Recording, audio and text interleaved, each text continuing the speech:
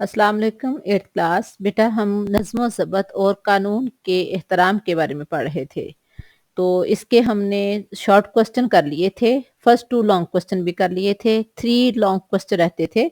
आज हम इसके बकिया 3 लॉन्ग क्वेश्चन करेंगे। तो आइए देखते हैं हमारा क्वेश्चन नंबर 3 क्या है। हमारा क्वेश्चन नंबर 3 है, कानून को तोड़ने के क्या नुकसानात हैं? एक मुल्क अपने बाशिंदों के लिए जो कवानीन बनाता है वो माशरे के लोगों की बेहतरी के लिए बनाता है। अगर हम उन कवानीन को तोड़ते हैं तो इसका क्या नुकसान है? तो इसका आंसर देखें। कानून चूंकि लोगों की सहूलत और माशरे में अमनो अमान कायम रखने के लिए बनाए जाते हैं, लिहाजा कानून तोड़ने से माशरा बहुत जल्द तबाही के धाने तक जा पहुंचेगा। यानी माशरे में जो कवानीन बनाए जाते हैं वो इसलिए ताकि माशरे में अमन सुकून पैदा हो, तमाम लोगों को उनके मुतय्यन हकूक मिले। लेकिन अगर हम उन कवानीन की पैरवी नहीं करेंगे तो माशरा बहुत जल्द तबाही के आखिरी किनारे, धाना कहते हैं आखिरी किनारे तक जा पहुंचेगा, जिससे आगे तबाही ही तबाही है, हलाकत ही हलाकत है। लोगों की हक तलफी होगी, यानी लोगों के जो हकूक मुतय्यन किए गए हैं वो नहीं उनको मिलेंगे। मसलन ट्रैफिक के कवानीन की खिलाफ वर्जी से हादसात बनते हैं या हादसात का सबब बनती है। फर्ज करें अगर सिग्नल पे हम खड़े हैं तो अगर एक तरफ से ट्रैफिक जा रही है, दूसरी तरफ हम खड़े हैं, अगर हम उन इशारों को, उन सिग्नल्स को तोड़ के हम आगे जाते हैं तो एक दूसरे से टकराने का डर होता है। हादसात इसी वजह से होते हैं। और जो वहाँ शोर होता है, जो वहाँ लोगों का वक़्त ज़ाया होता है, लोगों की हक तलफी होती है, उसका सबब हम खुद ही लोग बनते हैं। इसी तरह रास्ते में रुकावटें पैदा करना, शोर और धुएं वाली गाड़ियां चलाना, मसाजिद, अस्पताल और स्कूलों मदारस के करीब हारन बजाना और इस तरह के काम जिससे दूसरे लोगों को तकलीफ हो, वो सब कानून के खिलाफ वर्जी हैं। यानी जो कानून बनाए जाते हैं उनको बनाने का मकसद ही ये होता है कि तमाम लोगों को उनके मुतय्यन हकूक मिले, माशरे के लोगों के लिए सहूलतें हों। अगर माशरे के लोगों के लिए वो सहूलतें ज़हमत बन जाती हैं तो फिर माशरा तबाही की तरफ चला जाता है। और अगर हम कानून की खिलाफ वर्जी करते हैं तो माशरा बदअमनी और बदनज़मी का शिकार होगा, जिसका नुकसान हम सब लोगों को उठाना पड़ेगा। यानी इसका नुकसान सिर्फ खिलाफ वर्जी करके बाकियों को नुकसान पहुंचाने वाले को ही नहीं नुकसान पहुंचेगा, जो हम खिलाफ वर्जी करते हैं उसका किसी ना किसी दिन हम पर भी असर पड़ेगा। वक्ती तौर पे चाहे हमें लग रहा है कि हमें कोई नुकसान नहीं है, लेकिन बिलाखिर हमें भी उसका नुकसान उठाना पड़ेगा।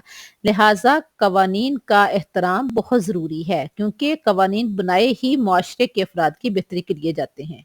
अगला क्वेश्चन देखें।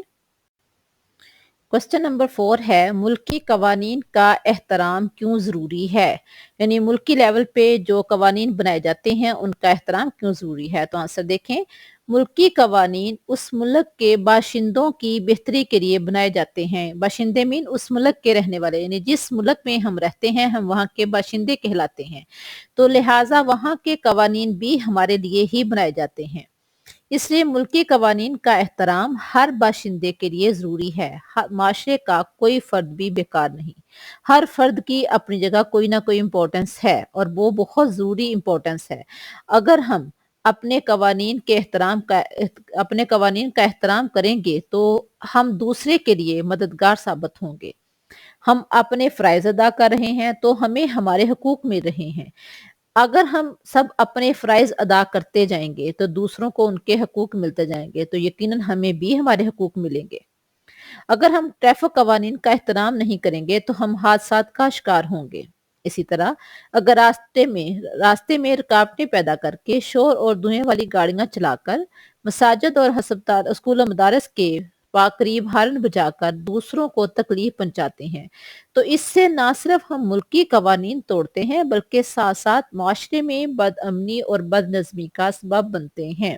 यानी हर वो काम जो माशरा लोगों की बेहतरी के लिए करता है, हर वो काम जो बेहतरी के लिए होता है वो हमारे लिए कानून की हैसियत रखता है। अगर हम उस काम में रुकावटें पैदा करते हैं या उस काम की मुखालफत करते हैं तो लिहाजा हम माशरे में बदअमनी और बदनज़मी का सबब बनते हैं, जिसका नुकसान माशरे के सब अफराद को उठाना पड़ता है।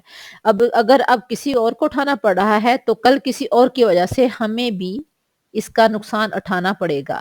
لہٰذا ایک ملک کے باشندے ہونے کی حیثیت سے ہمیں چاہیے کہ ہم اس ملک کے قوانین کا احترام کریں اور احترام کرتے ہوئے ان قوانین پر عمل پیرا ہونے کی کوشش کریں۔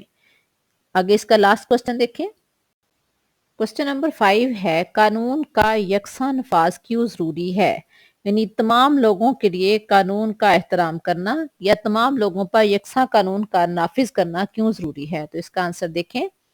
اللہ تعالیٰ کے فرمان کے مطابق تمام لوگ برابر ہیں، کسی ایک کو دوسرے پر کوئی فوقیت حاصل نہیں، جیسا کہ رسول اللہ صلی اللہ علیہ وسلم نے بھی خطبہ حجۃ الوداع میں فرما دیا تھا، کسی عربی کو اجمی پر، کسی اجمی کو عربی پر، کسی کالے کو گورے پر اور گورے کو کالے پر کوئی فوقیت حاصل نہیں۔ فوقیت حاصل ہے تو صرف اور صرف تقوی کی بنیاد پر۔ یعنی تمام لوگ اللہ کی نظر میں برابر ہیں، لہٰذا قانون کی نظر میں بھی تمام لوگ برابر ہیں۔ کسی کو جب اللہ تعالیٰ کے پیغمبر نے فرما دیا کسی کو دوسرے پر فوقیت حاصل نہیں، تو لہٰذا تمام لوگ برابر ہیں، کوئی بھی قانون سے بالاتر نہیں ہو سکتا۔